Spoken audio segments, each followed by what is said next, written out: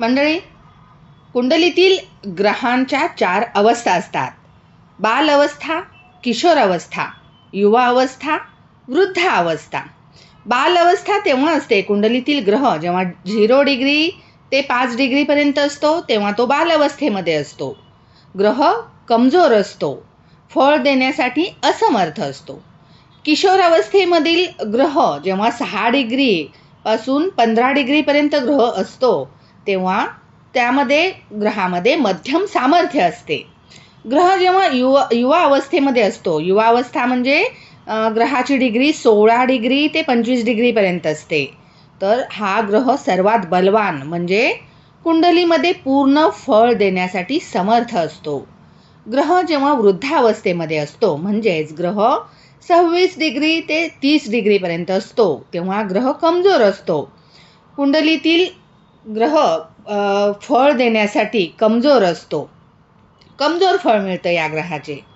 युवा अवस्थेमध्ये ग्रह जास्तीत जास्त शुभ किंवा अशुभ फळं देतो म्हणजेच तो मजबूत असतो. बाल आणि वृद्धावस्थेमध्ये ग्रह कमजोर फळे देतो. किशोर अवस्थेमध्ये ग्रह मध्यम फलदायी असतो.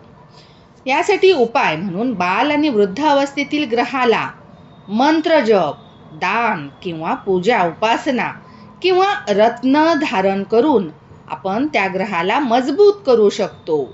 ग्रह जर कमजोर असेल तर या उपायांनी ग्रह मजबूत होतो.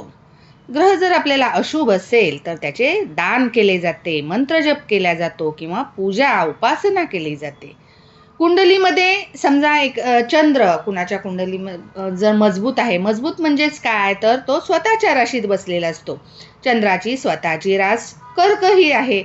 किंवा तो जर उच्च असेल म्हणजेच वृषभ राशीत चंद्र उच्च होतो, तर अशा व्यक्तींनी म्हणजे जर चंद्र उच्च असेल किंवा स्वतःच्या राशीत बसलेला म्हणजे कर्क राशीत बसलेला असेल तर अशा व्यक्तींनी चुकूनही खाद्यपदार्थ, दूध, तांदूळ, चांदी यांचे दान व्यक्तीने करू नये, म्हणजे शुभ ग्रहाचे दान करू नये. दान हे नेहमी अशुभ ग्रहाचे केले जाते.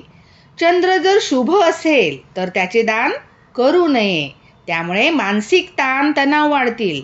अशा व्यक्तींना नळ, बोरिंग, विहीर, तलाव, पाणी जिथे मोफत दिले जाते अशा संस्थांनाही पाणी वाटण्यासाठी मदत करू नये, म्हणजेच थोडक्यात दान करू नये. यामुळे व्यक्तीची आर्थिक हानी होण्याची शक्यता असते. धन्यवाद.